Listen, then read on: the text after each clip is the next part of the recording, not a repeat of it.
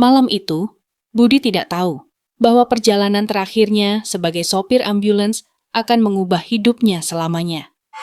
Sudah 15 tahun dia bekerja, ribuan pasien sudah dia bawa ke rumah sakit. Tapi yang satu ini berbeda. Ketika suara dari belakang ambulans meminta dia untuk berhenti, padahal pasiennya sudah tidak bernapas sejak 20 menit yang lalu, Budi tahu ada sesuatu yang sangat salah malam itu. Jam menunjukkan pukul 2 pagi. Budi sedang membersihkan ambulansnya di garasi rumah sakit. Dia lelah sekali setelah bekerja 12 jam tanpa istirahat.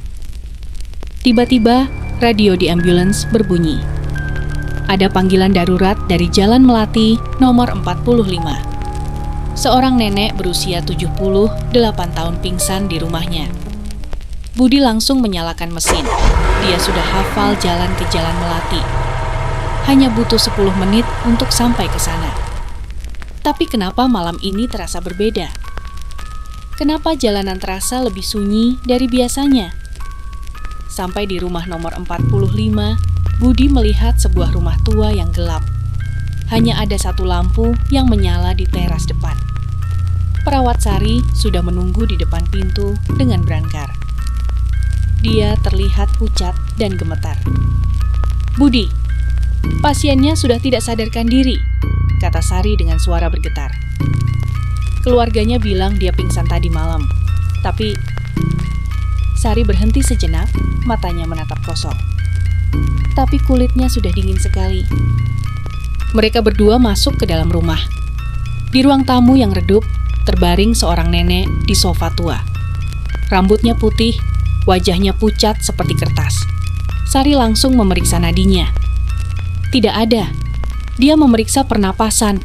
Tidak ada juga. "Budi, dia sudah," bisik Sari. Tapi sebelum dia selesai bicara, cucu nenek itu datang menghampiri. Anak kecil berusia sekitar 8 tahun dengan mata yang sembab karena menangis. "Tolong selamatkan nenek," pinta anak itu sambil menarik baju Budi. Nenek bilang, dia hanya lelah. Nenek pasti bisa sembuh. Budi melihat Sari. Mereka berdua tahu nenek itu sudah meninggal. Tapi bagaimana cara memberitahu anak kecil ini? Budi memutuskan untuk membawa nenek ke rumah sakit. Biar dokter yang menjelaskan kepada keluarga. Mereka memindahkan nenek ke brankar.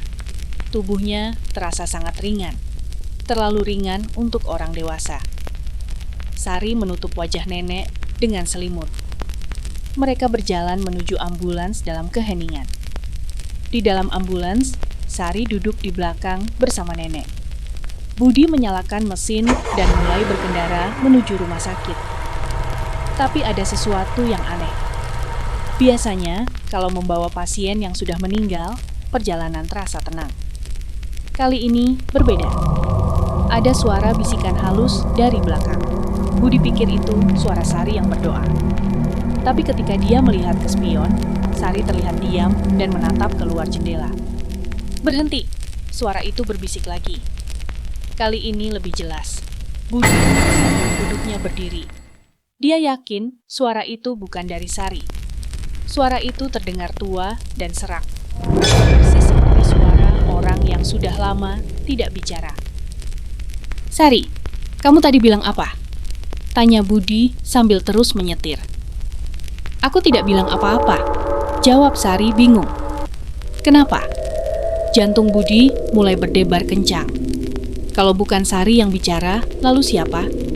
Ambulans hanya berisi mereka bertiga. Budi, Sari, dan nenek yang sudah meninggal. "Berhenti di sini," suara itu berbisik lagi.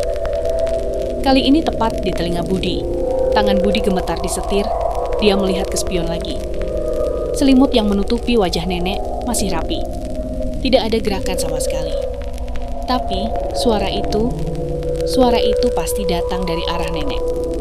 "Sari, apa kamu dengar suara bisikan tadi?" tanya Budi dengan suara bergetar. "Suara apa?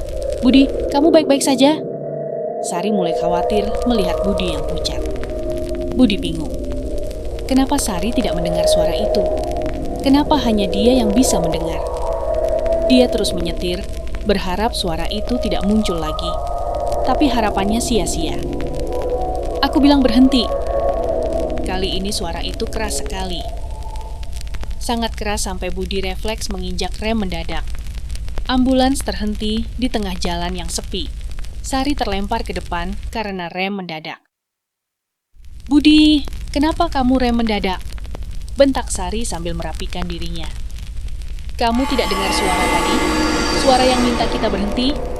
Tanya Budi dengan napas tersengal. Suara apa? Budi, di sini tidak ada siapa-siapa selain kita berdua dan... Sari diam. Matanya menatap ke arah nenek yang masih terbaring tenang. Keheningan menyelimuti ambulans. Hanya terdengar suara mesin yang masih menyala dan napas mereka yang berat. Budi mematikan mesin. Dia ingin memastikan apa yang sebenarnya terjadi. Sari, coba periksa nenek sekali lagi, pinta Budi dengan suara lirih. Sari ragu-ragu, tangannya gemetar ketika mendekati nenek. Perlahan dia menyentuh pergelangan tangan nenek untuk memeriksa nadi. Masih tidak ada nadi, lapor Sari.